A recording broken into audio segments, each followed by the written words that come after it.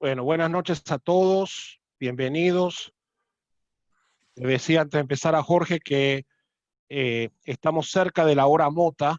Creo que en Panamá hemos avanzado bastante con la puntualidad en estos tiempos, así que le dije 7:02 empezamos, así que estamos listos para empezar. Bueno, como saben, dentro de nuestro programa Bidut Beyahat, en la congregación Kol Sherit Israel, planteamos esto que es aislamiento juntos. Eso quiere decir Bidut Beyahat, como una idea de estar conectados y seguir estudiando y compartiendo juntos, aún en esta situación de distanciamiento físico por la pandemia. Y creamos este espacio que se llama Diálogos, donde invitamos a distintas personalidades para que nos compartan sus pensamientos, sus ideas sobre la situación actual de distintos campos. Y hoy tenemos el gran placer de contar con la presencia del doctor Jorge Mota, sumamente reconocido por su expertise en distintas áreas y en este caso particular también porque en su rol de investigador tiene una visión que nos puede dar muchas luces sobre el tema. Así que Jorge, bienvenido, estamos muy agraciados que nos acompañes esta noche y quería que nos des tus ideas, tus pensamientos, tu visión de esta pandemia tan inimaginable, al menos para la mayoría que estamos atravesando. Sí, buenas noches a todos. Gracias por estar presentes y a Gustavo por invitarme. Tengo algunos puntos de reflexión que quisiera avanzar, cosas que me han llamado la atención y que se ajustan, yo diría que bastante a la verdad, porque ha habido una gran cantidad de información que se ha transmitido por redes sociales que tienen poco valor, de poca veracidad. Bueno, ya tenemos más de 5 meses de estar sufriendo de los efectos de esta pandemia por este coronavirus 19, que se ha convertido en el problema sanitario más grande que hemos visto en el mundo desde la pandemia de 1918 de H1N1. Sabemos que existen cientos o si no miles de diferentes coronavirus residentes en murciélagos de Asia, de donde conocemos que están, y que solo 7 de ellos afectan a seres humanos. 4 de ellos son responsables por muchos de los resfriados comunes que sufrimos. 3 de ellos han producido epidemias asociadas a enfermedades respiratorias severas. El primero, en el 2002, fue el síndrome agudo respiratorio severo conocido como SARS, el cual se pudo contener y mató alrededor un poco más de 700 personas en el mundo y no ha vuelto a ocurrir. El segundo, en el 2012, vimos por primera vez el síndrome respiratorio del Medio Oriente llamado MERS, que también mató a más de 800 personas, pero aunque fue controlado, continúa ocurriendo casos en el Medio Oriente. Estos virus están relacionados al que nos está afectando ahora y nos han ayudado, por decir así, en tratar de resolver algunos de los problemas que tenemos que resolver desde el punto de vista de la inmunología de este virus. Creemos, y yo siento que hay muy buenos datos ahora, que vimos este virus por primera vez. Bueno, obviamente en China sí hay estos datos, pero ahora hay datos en Italia, en las aguas residuales que guardaban en unas partes de Italia, en el norte de Italia, donde ya circulaba en esas aguas el COVID-19. O sea que casos de COVID-19 probablemente estaban ocurriendo a finales de diciembre del 2019 y probablemente también en los Estados Unidos.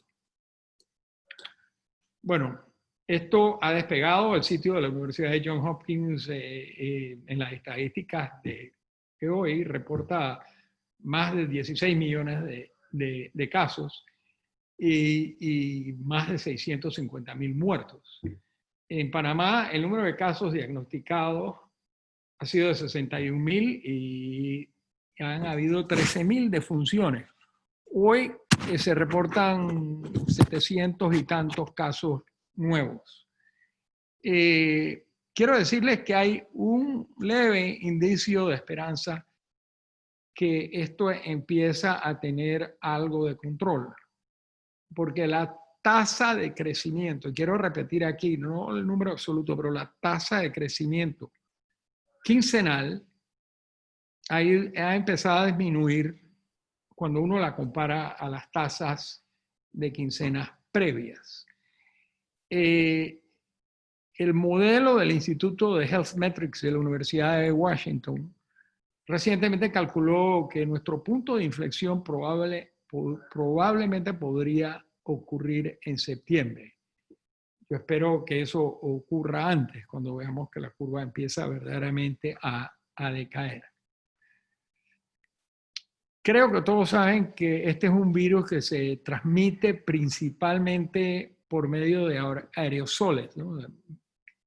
Que son producidos por las personas infectadas y se transmite con menor probabilidad por medio de superficies contaminadas. El virus penetra a nuestro cuerpo por la nariz, por la boca y por los ojos. El virus no discrimina a quien infecta, pero sí discrimina a quien mata. Y este virus tiene una peculiaridad biológica de que su capacidad de infección llega al punto máximo usualmente 1 o 2 días antes de que ocurran síntomas, a diferencia de SARS, que infecta 1 o 2 días después que empiezan los síntomas. Esta peculiaridad del COVID nos da una ventana de oportunidad diagnóstica y de control extremadamente estrecha. Y lo digo porque, claro, todos hemos oído de que a una persona le hacen una prueba y 7 días después le dicen su resultado. Y eso es como si nada se hubiera hecho, ¿no? Viendo esta dinámica de infección del virus. También una cosa que hemos aprendido y que no sabíamos es que probablemente alrededor del 45% de las infecciones se adquieren de pacientes infectados que no tienen síntomas. Bueno, esos que son presintomáticos o los que son completamente asintomáticos. Lo que representa, no sabíamos esto, representa un grave problema si solamente nos enfocamos, como nos enfocamos al principio, a hacerle pruebas a las personas que tenían síntomas. Nos estaban escapando una gran cantidad de personas infectadas. El COVID-19 también tiene otra peculiaridad, es que afecta mucho más a las personas de edad y especialmente a aquellas personas que tienen lo que llamamos factores de riesgo, diabetes, hipertensión, obesidad o enfermedad cardiovascular.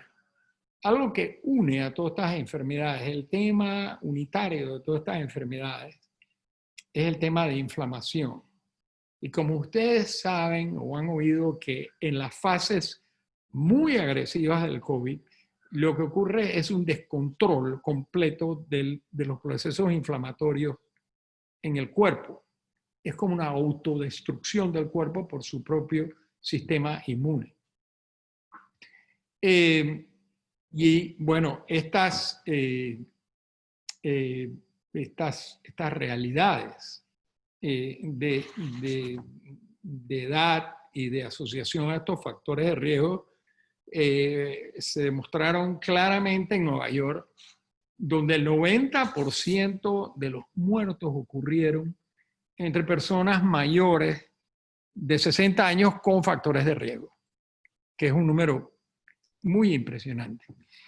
También en Nueva York, en el Reino Unido y en Suecia, aproximadamente el 50% de los muertos ocurrieron en instituciones dedicadas a cuidar a gente mayor, lo que se llaman nursing homes. En promedio, solo el 20% de los pacientes que se infectan con COVID desarrollan síntomas. Y síntomas de importancia clínica que requieran algún tipo de manejo, ¿no? Desde tomar un Tylenol hasta ser puesto un ventilador.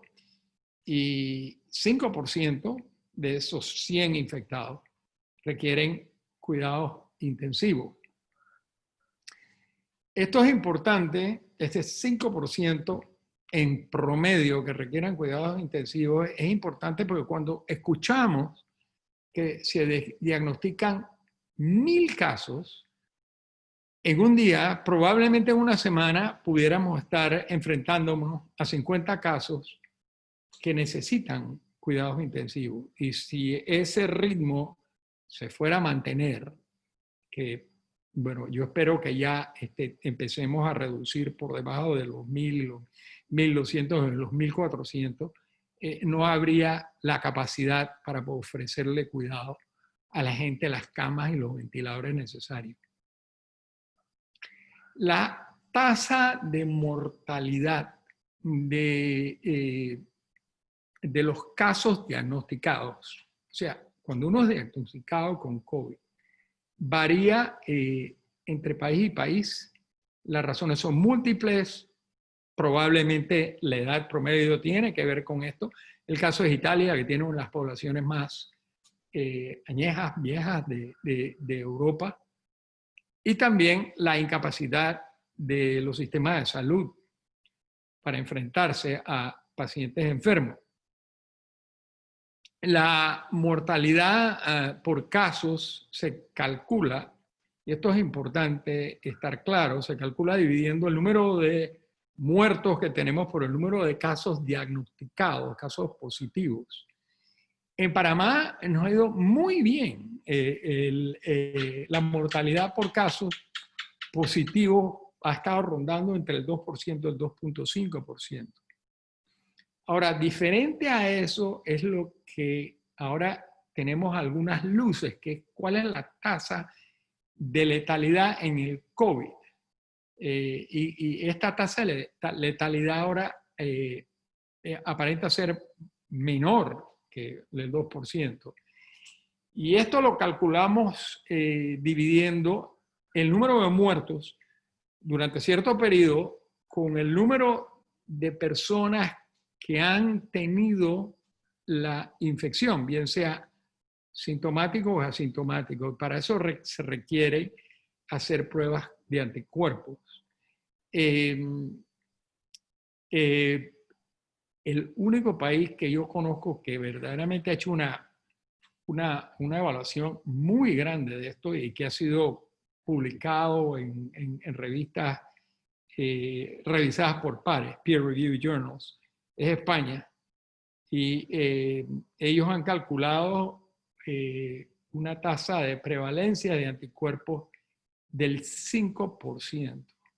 5% después de todo lo que ocurrió en España, solamente el 5% han sufrido esta enfermedad, según el cálculo de ellos. Así que la inmunidad de rebaño está extremadamente lejos. Puede que haya ciudades donde el número de personas que haya tenido esta enfermedad llegue al 10%, pero va a tomar mucho tiempo para llegar, si es que llegamos, a tener 80% de pacientes afectados y defendernos de esa manera. Entonces quiero regresar al concepto de la tasa de letalidad. Si sabemos el número de personas infectadas, no solo por agudos, por el famoso hisopado, sino por los anticuerpos que se hacen en sangre, estaríamos hablando de una tasa de letalidad cerca entre el 0.5% y el 1%. Esto lo hace todavía un virus más letal que la influenza común y corriente que nos afecta año tras año. Aunque esta tasa de letalidad del 0.5 o el 1% pareciera ser baja, cuando consideramos que decenas o cientos de millones pudieran terminar infectadas, esto en millones de muertos. Bueno, también es importante, y van a verlo en la prensa, en la literatura, que el COVID no solo produce enfermedad pulmonar, sino también se asocia a enfermedades de otros sistemas, como el sistema cardiovascular, el sistema digestivo y el sistema nervioso central. Los efectos patológicos en la manera que el COVID produce enfermedad severa es por trombosis, trombosis arterial o venosis, pero muy importante en cambios de la actividad del sistema inmune, caracterizado por niveles muy elevados de sustancias inflamatorias que nosotros conocemos como citoquinas, que se producen dentro del cuerpo. Panamá enfrentó esta pandemia ordenando una cuarentena severa que todos hemos experimentado y recomendó distanciamiento social, el uso de máscaras y medidas de limpieza. Como las otras estrategias de control, que fueron obtener pruebas que detectan la presencia del virus, esto ha sido una de las patas débiles de la estrategia. Aunque el número de pruebas diagnósticas ha ido creciendo y se nos dice que comparado con otros países como Costa Rica, el número de pruebas hechas es superior. El número clave que se tienen que recordar es el número de pruebas que se hacen por cada positivo. Cada prueba positiva tiene que estar acompañada de 10 pruebas negativas. Visto de otra manera, debemos de tener menos del 10% de las pruebas que hacemos positivas, que sean positivas, de todas las pruebas que hacemos. Y eso no lo hemos logrado en muchos meses que hemos estado de esto.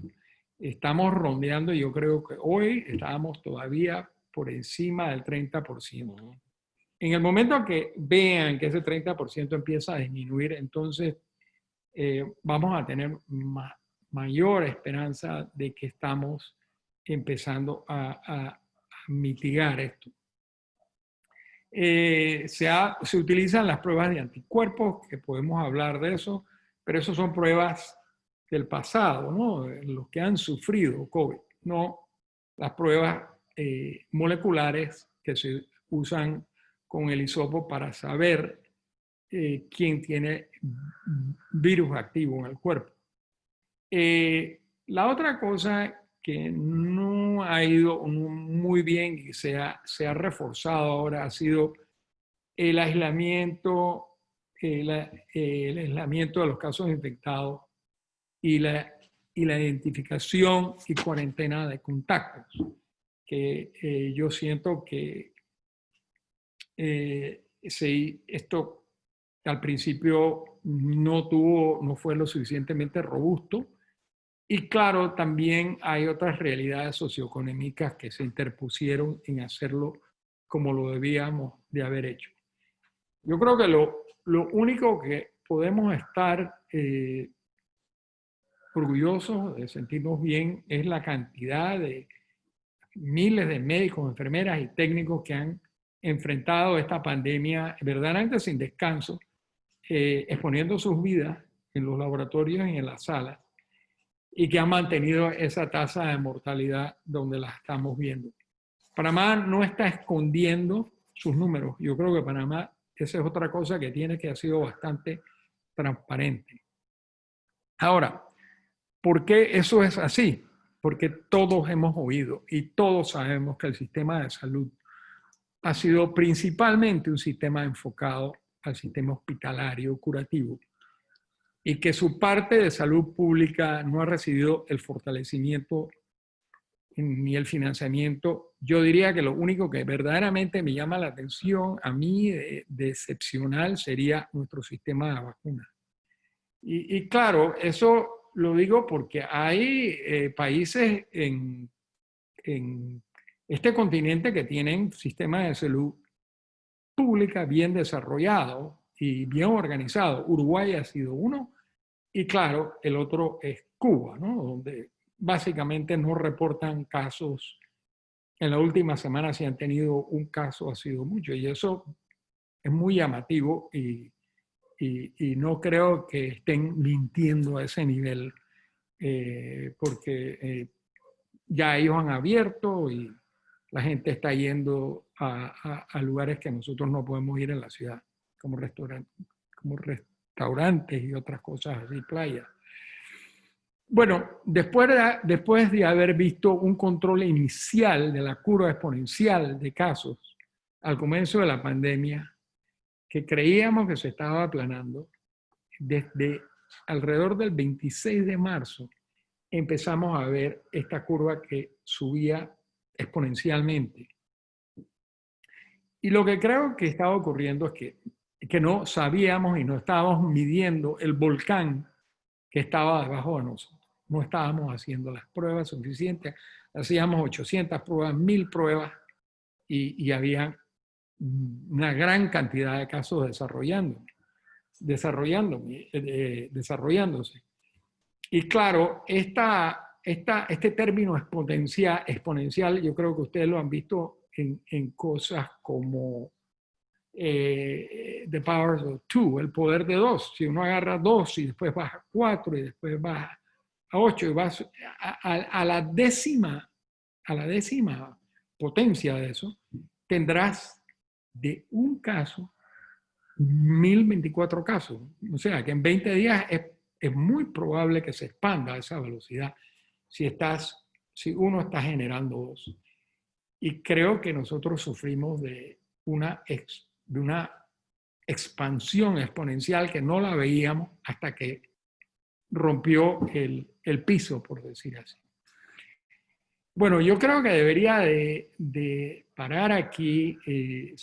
Puedo también, si quieren, hablar un poquito sobre tratamiento y bueno, al final tendré algunas reflexiones y conclusiones que tengo sobre lo que nos ha ocurrido y lo que creo que debería de ser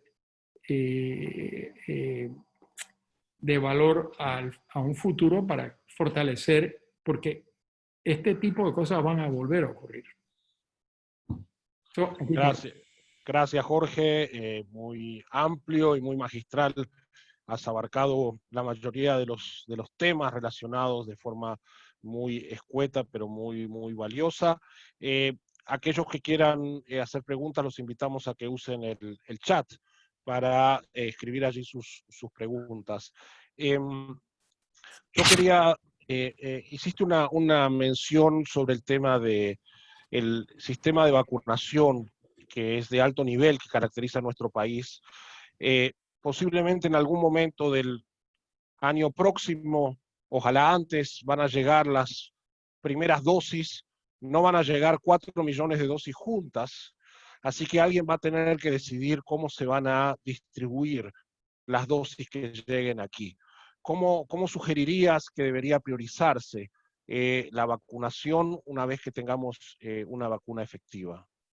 Si entendemos que la vacuna es efectiva across the board, en todas las personas, y me refiero a los adultos mayores, creo que en la línea de vacunación deberían de estar aquellos adultos mayores de 60 años con algún tipo de factor de riesgo adelante. También comunidades con problemas socioeconómicos, donde nosotros hemos identificado que pueden haber explosiones de infección, ¿no? Lugares calientes. Y entonces irse moviendo de esa manera. Esto va a generar una polémica, ¿no? Pero creo que los que están a mayor riesgo, primero de infectarse claro, y primero de morirse si se infectan, deberían de ser los primeros protegidos por esto. Aquí quiero decir algo, que antes de tener una vacuna que sea segura y efectiva, yo creo que vamos a ver fármacos biológicos o fármacos, ¿no? Que van a reducir el impacto de esta enfermedad. Y que si alguien como yo, que ya tengo 74 y tengo un problema crónico que me hace estar a mucho riesgo, llego a un hospital con este problema, que me pudieran dar tratamiento que reduzca la probabilidad de que yo avance en esta cascada de complicaciones de este virus, ¿no? Yo veo eso más probable, más probable. ¿Cómo crees que en un tiempo prudencial podamos estar cerca de esos fármacos? Y por cierto, aquí un par de gente pregunta tu opinión sobre el tema de la hidroxicloroquina, Sí. si es efectiva, en qué momentos y como prevención. Bueno, quisiera primero decirle a las personas que se interesan por tratamientos qué es lo que se cree que es efectivo. Antes que nada, sabemos que oxígeno y especialmente el cambio de posición, la pronación, ¿no? En vez de ver una persona con la nariz hacia arriba, ponerlo boca hacia abajo, eso produce cambios en el pulmón donde las personas no requieren tan frecuentemente intubación. Y lo que ha ocurrido es que al principio ser intubado era como el beso a la muerte. El 50% de las personas intubadas morían, ¿no? Eso probablemente se ha controlado un poco, porque ahora tenemos y comprobado un medicamento antiinflamatorio que se ha estudiado en estudios aleatorios, doble ciego, de unas 6.000 personas, que es la dexametasona. Ese fármaco es más eficaz en los que están severamente enfermos, que están con problemas respiratorios severos, y un poco menos efectivo en los que tienen problemas de falta de oxígeno, pero no están en insuficiencia respiratoria. O sea que tenemos dos que sabemos que funciona bien. Tenemos uno que creo que se empezó a usar ayer o antes de ayer en Panamá. No conozco cómo ha llegado aquí porque ha habido mucha dificultad de obtenerlo en los Estados Unidos, que es el Redensivir. Este es un clásico antiviral, ¿no? Esto es como un antiviral de esos que se usan en VIH para que el virus, cuando se encuentra con este antiviral en el cuerpo, no se pueda reproducir. Esos son los tres que tienen verdadero aval científico de la manera como los científicos quieren que se comprueben las cosas. En la lista de lo que se están haciendo ensayos clínicos ahora, rápidamente tenemos los anticuerpos monoclonales, que yo creo que van a ser una gran ayuda, que son anticuerpos que han sido diseñados de anticuerpos que generaron las personas que se infectaron. O sea que es como si te pusieran una vacuna, en vez de generar una inmunidad activa, es pasiva, te dura por un mes o más de un mes.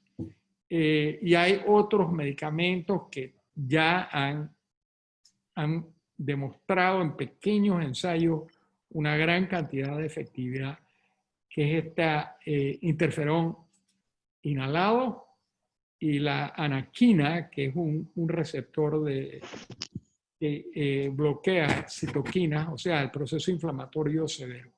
Esos son los grandes, por decir así, los que están listos para prime time. El problema con la hidroxicloroquina y la cloroquina, y también con el otro medicamento que se usa en veterinaria, que es, ahora me viene a la mente, es que son medicamentos que en tejido sí se demuestra claramente que inhiben a este virus.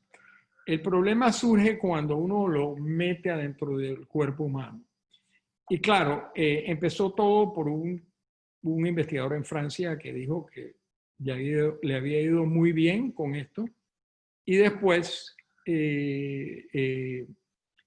hubieron estudios que dijeron que sí, se tuvieron que retirar. Hubieron otros estudios más grandes, estudios en Inglaterra y por la Organización Mundial de la Salud que dijeron que no funcionaba. Después vino un estudio del Henry Ford Hospital que decía que sí funcionaba. Y bueno, ha sido sí, no, sí, no, sí, no. Actualmente la posición de las organizaciones de salud es que es completamente una cosa que se tiene que hacer bajo protocolo y que la evidencia no está ahí. O sea, que no debería ser un medicamento de libre uso, sino debe ser utilizado, debe ser la hidroxicloroquina especialmente con mucho cuidado, porque cabe la leve posibilidad de producir problemas de arritmias cardíacas. También este medicamento se ha rodeado de un componente político horroroso, y esto yo creo que ha empañado un poco la lógica que se ha querido seguir en esto. O sea que ahora mismo, si me preguntan a mí, digo, no hay evidencia, y lo que tenemos que esperar es que se están haciendo más estudios, que alguien lo compruebe, porque hasta ahora todos los estudios pesados han dicho que no. Hacía referencia recién a las organizaciones internacionales y de alguna manera la Organización Mundial de la Salud ha quedado en entredicho en muchos aspectos, quizás también porque ha estado politizada la situación. ¿Cómo uno toma ese tipo de situación? O sea, para la gente que no es parte del gremio, esas internas y esas situaciones eran ajenas. Uno confiaba casi ciegamente en las organizaciones internacionales. Y de pronto cuando uno empieza a ver estas situaciones, se le trastabillan las estructuras, ¿no? Sí, es una organización, yo creo que está, mi diagnóstico está sobreextendida, hace tantas cosas en el mundo, cosas que nadie quiere hacer. Ahora, lo que sí tiene es que recoge muchas personas, muchas opiniones, y claro, mucha gente se siente muy incómoda de que se les retire apoyo. Yo siento que ellos han sufrido de dos cosas. La primera es que es una organización bastante conservadora, porque sabían que tenían una voz que cuando decían por aquí, la gente iba por ahí. Y ellos, la cantidad de información nueva que se está generando no va a la misma velocidad de lo que ellos pueden digerir y tomar una decisión en que se debe hacer esta cosa, ¿no? O tal cosa. Ellos estuvieron muy reticentes al principio a la situación esta de que cerráramos las fronteras. Ellos tenían quizás un peso horrible en el hombro de ellos, de los chinos, que son obviamente unos maestros manejando esto políticamente. y están tratando a toda costa de no quedar mal. Pero yo no puedo concebir de que esta organización deje de existir. Lo que esta organización necesita es un autoanálisis y ver cómo se puede modificar, porque es valiosísima, valiosísima. Ahora, esto ha puesto a mucha gente a ver las debilidades de su sistema. Panamá es una, donde hemos visto las debilidades del sistema. Pero sí, la Organización Mundial de la Salud necesita tener revisión interna. Hablando de la mirada hacia Panamá y detectar las debilidades, tú has estado muy vinculado con los centros de investigación, el Gorga, Senacid. Sí. ¿Tú crees que va a haber una revalorización del rol de la ciencia en general, de los institutos de investigación en particular? Y no hablo solo del reconocimiento popular, hablo de presupuesto, hablo de insumos. ¿Crees que aprenderemos algo de todo esto? Bueno, yo como vengo del pasado, tengo esta actitud de que creo que cuando todo pasa, el apoyo no es lo que debería de ser. Se queda corto. Yo creo que se tiene que empezar por fortalecer significativamente lo que son los laboratorios asociados a salud pública. No es posible que hacer un diagnóstico de este tipo residiera nada más en el Gorga. Esta capacidad diagnóstica de hacer PCR debía haber estado en Chiriquí hace 5 años y en múltiples lugares. Pero no se tenían los recursos, no se tenían. La parte de investigación es muy importante porque lo que ocurre es que el investigador que está trabajando en algo como cuando se estaba trabajando en aves que traían influenza, en el momento que hubo la influenza aviar, se pudo reconvertir, pero en una semana el laboratorio que estudiaba aves a un laboratorio que hacía diagnósticos de influenza. Y que los investigadores, como están siempre en la frontera del conocimiento, pueden enfrentar cosas nuevas, pero definitivamente mejor que el que está haciendo referencia, el que está midiendo y midiendo una cosa de una manera rutinaria. Para contestar tu pregunta, ver para creer. La voz de la experiencia. Aquí preguntan si los hombres y las personas con sangre tipo A son más vulnerables. Sí, los hombres aparentan tener una odds ratio de tener un problema más que las mujeres. Todavía no entendemos eso. Recientemente ya se miró bien esta cosa de tipo A y aparentemente el riesgo no está ahí. O sea, sí a uno, no a otro. Okay. Sí a los hombres, no a la otra. Aquí una pregunta, dice Héctor, quisiera entender si los virus son entes vivos o no. Bueno, los virus son envolturas que tienen dentro un programa. No tienen ninguno de los sistemas que caracterizan a los sistemas vivos. De que tienen vida pudiéramos decir que la única cosa que tienen que pueden dividirse, autorreplicarse, pero no tienen sistema nervioso, circulatorio, nada, y pueden estar presentes en un lugar por mucho tiempo. No digo el poliovirus, por ejemplo, puede estar en el agua por mucho tiempo. Y no tienen que comer, no tienen nada. Ellos son una estructura que lo que lleva es un código genético, y ese código genético lo que hace es, al entrar en el cuerpo humano, hijacks las células humanas para que las células humanas les brinden toda su capacidad para que ellos se dividen y dividan y dividan y dividan y produzcan la patología que producen. Te hago esta pregunta que me surge a mí. Una de las cosas de mayor impacto en esta dinámica es que estamos siendo testigos del proceso de aprendizaje, del método científico en estado puro.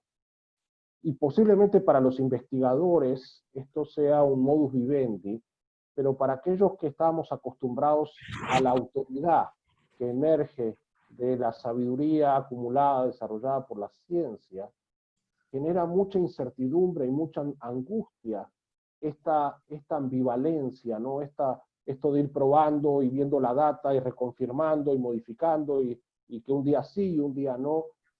Yo creo que esto es parte de la angustia que tenemos, ¿no? No solo por la falta de vacunas, de tratamientos, sino por pensar que aquello que sentíamos que eran las manos seguras, no las vemos tan seguras. Es que siempre ha sido así. La ciencia ha avanzado destruyendo y reconstruyendo, o sea, destruye y construye por encima de lo que destruye. Lo que era conocimiento fijo se ataca, se modifica y se crea nuevo conocimiento. Y así ha sido desde que empezó todo el método científico, es ir challenging lo que alguien dice. Vamos a una cosa que para cosas que yo he vivido y que he aprendido. No sé si todos ustedes estaban conscientes de que toda mujer que llegaba a la menopausia, el ginecólogo la ponía en estrógenos. ¿Por qué? Porque las observaciones de que la piel le iba mejor y que el cuerpo le iba mejor eran claras. Y encima de eso se habían hecho estudios que tenían fallas metodológicas que decían que esto era bueno. Bueno, llegó el día que alguien hizo, o que se hizo un gran estudio con toda la metodología de vida, y que encontramos que no eran lo que pensábamos que eran. Y se vino abajo todo este andamiaje de tratamiento y ya ahora uno va a un ginecólogo y tienen mucho más cuidado de ver a quién le dan este tipo de medicamentos. Y así muchas cosas, ¿no? De que esto era lo que era, pero algo vino y lo suplantó. Lo que está ocurriendo ahora es la velocidad del cambio. Y lo que es difícil, y uno tiene que mirar bien cuando uno ve esto, es que cuando te dicen que han encontrado algo, que veas si esto ha sido revisado por pares. Una de las grandes críticas del estudio de dexametasona es que todos nos enteramos del resultado de ese estudio por un comunicado de la prensa. O sea, no vimos el estudio, no podíamos ver el estudio. Y eso, para que uno se sienta cómodo, uno tiene que estar seguro que la información ha sido revisada por pares. Y eso lleva a algo que dijiste al principio de todo, ¿no? Cómo las redes, inocente o no tan inocentemente, están llenas de información tóxica que termina confundiendo, ¿no? Sembrando esperanzas infundadas, legitimando algunos tratamientos que están en el campo de lo anecdótico y no de la ciencia, ¿no? Entonces, ¿cómo lidiamos con ese reconocimiento de la autoridad, lo que tú dices, ¿no? ¿Cómo sabemos que las fuentes, cómo sabemos acceder a reconocer que una fuente es fidedigna? Sí, bueno, yo también me encuentro muchas veces completamente anonadado. No sé qué recomendar. Claro, yo les puedo decir a ustedes que nada más acepten si las cosas han sido publicadas en el New England Journal of Medicine o en el Lancet o en Nature o en Science. Por eso es muy aburrido hacerlo así, ¿no? Yo considero que uno va a estar en esta ola de idas y venidas que uno se debe de ir apropiando del conocimiento como va ocurriendo y dándole un balance a las cosas y no aceptar todo de una manera que porque este lo dijo, esto es verdad. Yo les quiero decir que con estas intervenciones que estamos hablando, porque ya sabemos el virus qué es, y lo que estamos tratando de entender es un poco de la inmunología y estamos tratando de entender que si los anticuerpos que se producen duran tiempo y ahora sabemos que no solo son anticuerpos, sino hay células T que pueden durar mucho tiempo. Todo eso va a ir evolucionando y nos vamos a enterar de eso. Pero con respecto a los medicamentos y a las vacunas, ahí sí puede haber un problema. Yo siento que la situación de la escogencia de una vacuna para este país tiene que tener un elemento de efectividad, de seguridad y de costo, que a veces estos países no tienen la fortaleza de hacer ese tipo de análisis. Y nos vamos a tener que enfrentar a tomar esa decisión, porque el gobierno va a tener que comprar para una gran cantidad de la población esta vacuna.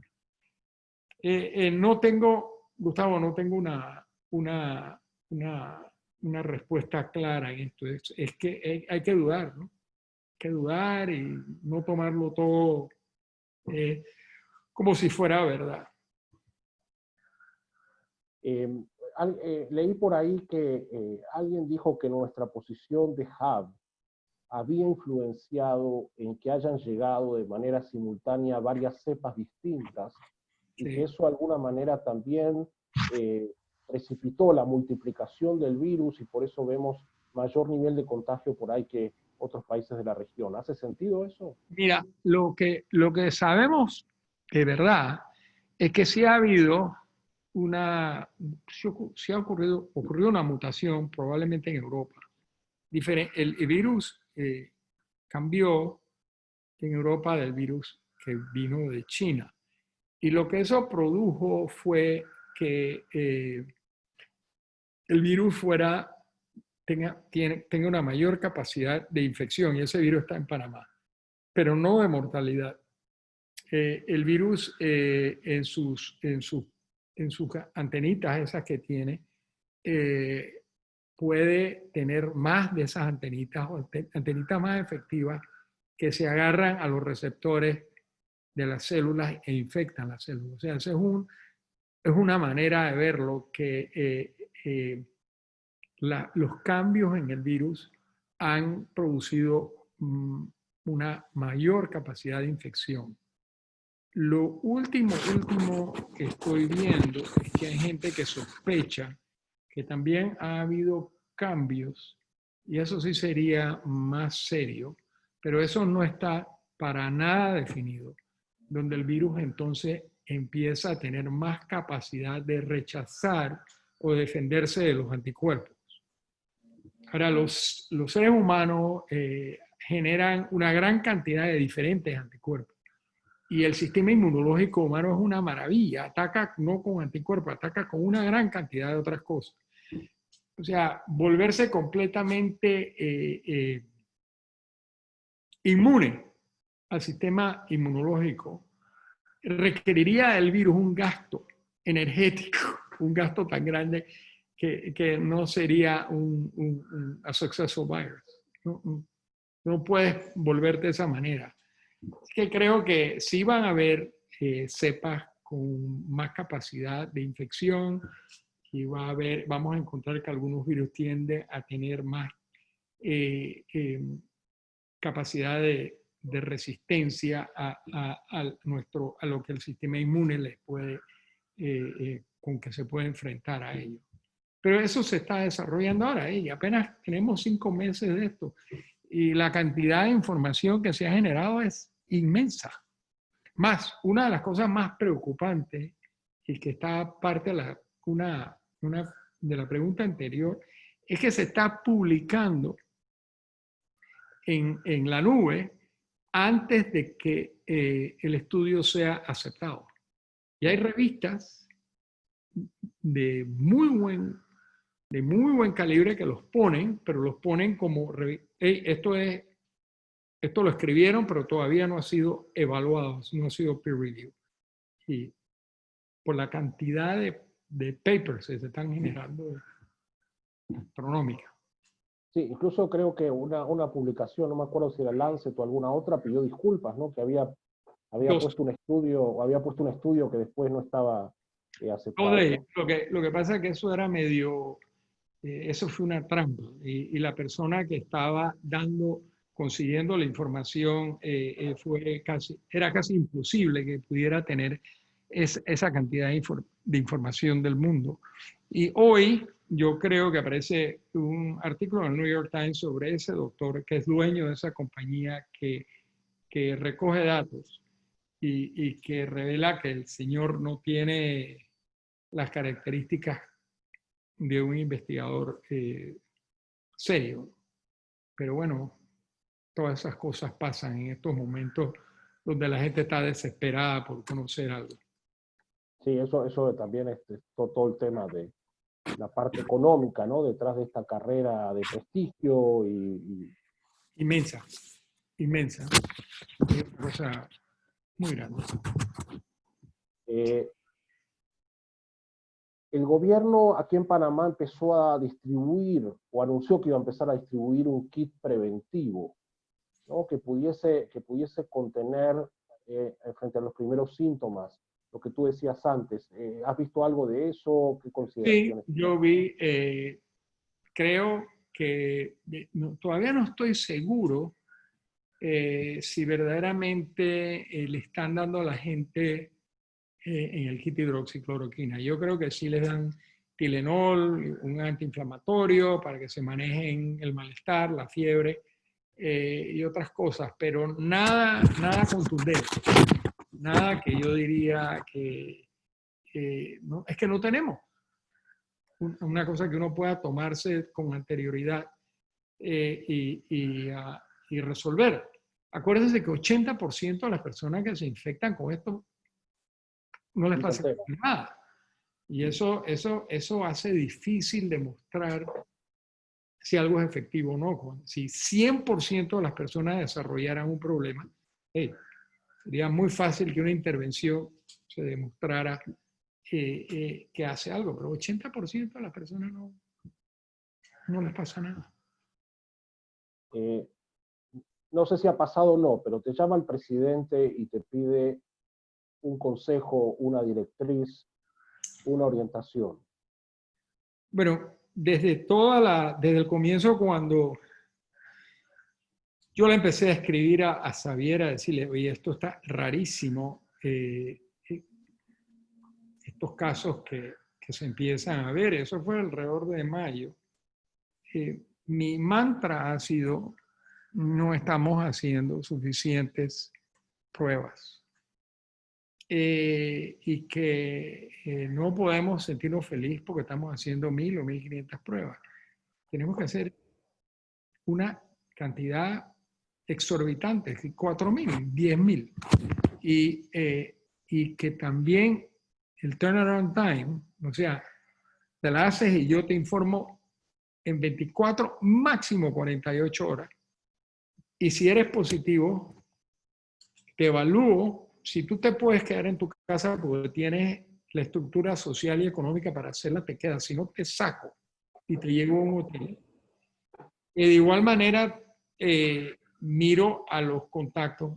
Eso básicamente ha sido lo que yo le he dicho a los miembros del antiguo y del nuevo comité, ¿no? A Sánchez Cárdenas. Yo siento que, claro, las otras cosas caían de su peso, pero claro, hasta eso se cuestionó, las benditas máscaras, que eso no hace sentido. Pero aquí en Panamá no hubo ese cuestionamiento. Aquí en Panamá las debilidades fueron, si vamos a ver desde el punto de vista de lo que ofrece el MINSA, fueron las pruebas, la identificación y aislamiento de los positivos y la evaluación y seguimiento de los contactos. Ahora, esto lo que ha ilustrado es una debilidad institucional de nuestra sociedad, ¿no? Una debilidad de gobernanza, porque yo siento que se debió de estar presente constantemente. El líder, aunque no sepa de medicina, se debe de empapar en esto porque la crisis es tan grande, porque no es una crisis nada más de salud, es una cosa que afecta a toda la vida nacional. Pero también reveló de que habían grandes debilidades sociales y económicas, porque esta cuarentena la puedes seguir tú y la puedo seguir yo, porque tengo la capacidad de aguante. Pero en Panamá, en Ecuador, en Perú, en muchos lugares, en México, hay gente que tiene que vivir día a día y que no respetan esas cosas del gobierno. Entonces tú impones una cuarentena y no se cumple. Y debíamos haber entendido eso, que por ahí iba a explotar y que teníamos que ver cómo apoyábamos a esa gente para que esto no ocurriera.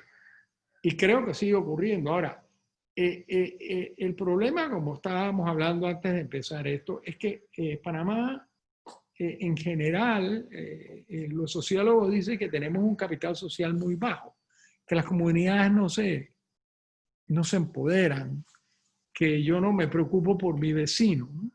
Y que sin la participación de una comunidad, una pandemia no se controla. No se controla con medicina ni con tecnología. La comunidad tiene que estar involucrada. Y bueno, esto ha sido revelador, ¿no? Para nosotros de que esas debilidades. Desde el punto de vista de salud pública, volviendo a la parte de salud pública, yo lo he dicho varias veces que tratamos de conformar un cuerpo de bomberos cuando se estaba quemando la casa. Debíamos haber tenido los bomberos listos antes de que se ocurriera el incendio, ¿no?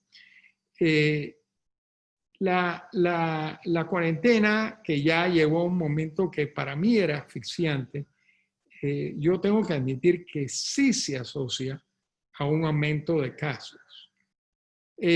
Pero esto se vuelve muy grande y muy malo si no se tienen las otras medidas que deberíamos de haber estado construyendo durante esos 2 meses, que es aumentar la capacidad de pruebas diagnósticas y la trazabilidad y el apoyo a la comunidad. Ahí fue donde yo creo que nos fue mal. Hubo un momento de triunfalismo y no entendíamos lo que este virus podía hacer.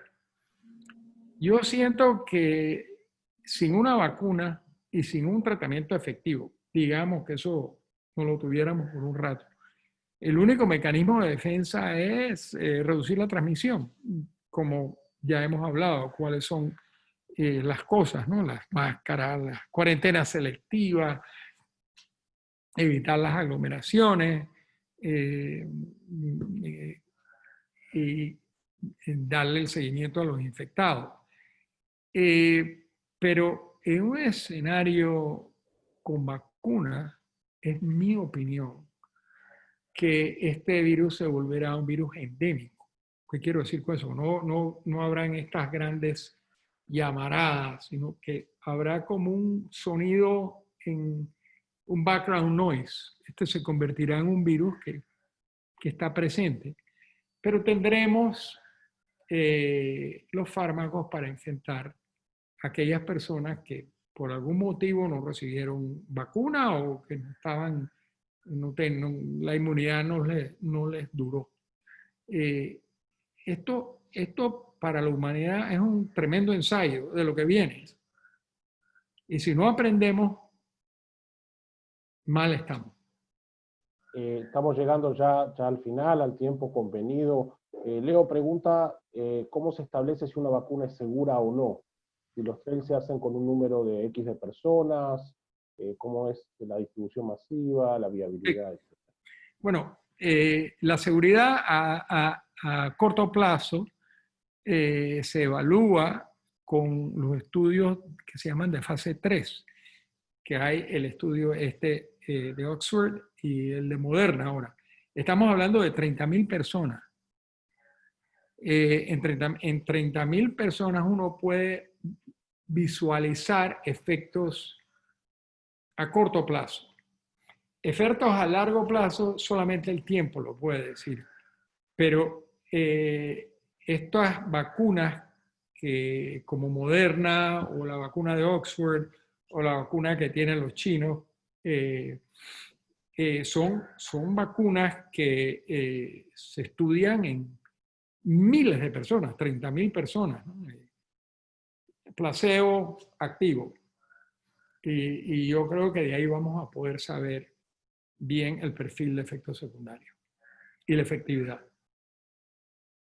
Bueno, a manera de cierre, y por supuesto, Jorge, agradeciéndote esta posibilidad, la conversación, tu integridad y tu claridad conceptual, ¿qué reflexiones? Hablabas recién de que tenemos que prepararnos, que situaciones como esta vamos a tener que seguir enfrentando.